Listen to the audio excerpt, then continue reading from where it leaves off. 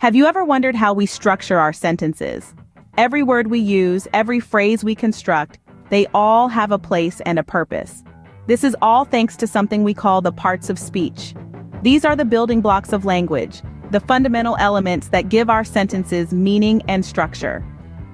Imagine language as a jigsaw puzzle, and each word is a piece that fits into a specific spot. There are 8 different types of these puzzle pieces in English language. They are nouns, pronouns, verbs, adjectives, adverbs, prepositions, conjunctions, and interjections. Each part of speech has its unique role, its unique way of adding flavor and clarity to our sentences.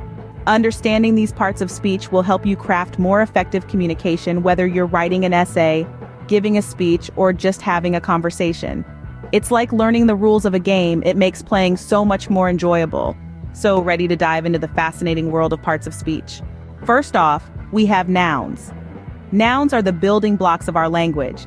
They are words that identify a person, place, thing, or idea. Think of them as labels for everything that exists in our world. Let's take a look at some examples. In the sentence, John loves to read books in the library. John is a noun because it's the name of a person. Books and library are also nouns, representing a thing and a place respectively. Now let's add an idea to the mix. In the sentence, happiness is the key to a fulfilling life. Happiness and life are nouns. They represent an idea and a thing respectively. These examples show how nouns can represent a wide range of entities. They are essential in our sentences, providing the foundation upon which we build our thoughts and expressions. So remember, nouns are the names we assign to people, places, things, or ideas. Next up, we have pronouns. Now, what exactly is a pronoun? Well, think of it as a stand-in, a substitute player in the language game. Pronouns are words that we use instead of a noun, to avoid sounding like a broken record. Let's dive into some examples. Imagine a sentence. Jane said Jane lost Jane's keys. It sounds odd, right? This is where pronouns come to the rescue. We could rewrite this sentence as, Jane said she lost her keys. Here, she and her are pronouns replacing Jane and Jane's respectively, making the sentence smoother and more natural to say. Other commonly used pronouns include he, it, we, and they, and their various forms. These handy little words help us maintain flow and coherence in our sentences without constantly repeating the same noun. So to sum up, in essence, pronouns replace nouns to avoid repetition. Moving on to verbs. What is a verb, you ask? Well, you might think of it as the engine of the sentence. It's the word that propels the action, expresses existence, or indicates occurrence. Without verbs, our sentences would be lifeless and static. Let's dive into some examples. Consider the sentence, the cat purrs. Here, purrs is the verb describing the cat's action. Or in the sentence, she is a teacher, is the verb expressing existence. And in the concert happens tonight, happens is the verb pointing out an occurrence. Verbs can take many forms, changing to reflect tense, mood, and voice. They can be action verbs like run, jump, write, or linking verbs like become, seem, appear, or helping verbs like have, do, be. So remember, whether you're talking about actions, existence, or occurrences, verbs are at the heart of your sentences. Verbs are the action words. They express existence, action, or occurrence. Now let's talk about adjectives. Adjectives are the spice of the language, the words that add flavor to our sentences. They are the descriptive words that color our world, giving life to the nouns they accompany. Imagine a sentence without adjectives. The cat sat on the mat. It's a plain sentence, isn't it? Now let's sprinkle in some adjectives. The fluffy, mischievous cat sat on the worn, cozy mat. The sentence comes alive, doesn't it? We now have a vivid picture of the cat and the mat. Adjectives can describe size, like huge or tiny. They can talk about color, such as red or blue. They can express feeling, like happy or sad. They can even describe quantity, like many or few. Remember that adjectives can be placed before the noun they describe or after a linking verb.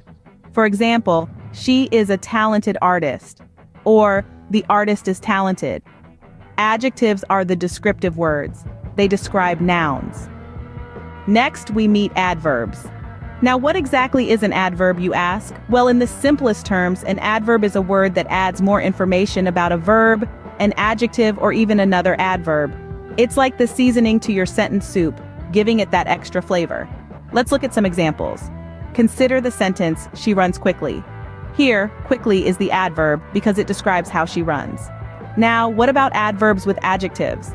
Take the sentence, he is incredibly tall. The word incredibly is the adverb, adding emphasis to the adjective tall. And for the trifecta, an adverb describing another adverb, consider he drives quite dangerously. Quite is an adverb modifying the other adverb dangerously. So whether you're running quickly, standing incredibly tall, or driving quite dangerously, remember, adverbs are the words that describe verbs, adjectives, or other adverbs. Now on to prepositions. Prepositions are those little words that play a big role in our language. They're the connectors, the links, the bridges of sentences. They indicate relationships between nouns or pronouns and other words in a sentence, often showing location, direction, time, or manner. For instance, consider the sentence, the cat is on the mat. Here, on is the preposition linking the noun cat to another noun mat, indicating the location of the cat. Let's look at another example. She arrived after dinner.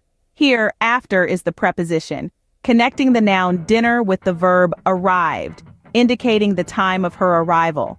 One more for the road. He is going to the park. In this case, to is the preposition, showing the direction in which he is going. See, prepositions are like the glue that holds sentences together, giving them context and meaning. Prepositions link nouns or pronouns to other words in the sentence. Let's explore conjunctions. These are the parts of speech that serve as the glue holding our sentences together. They connect words, phrases, and even entire clauses.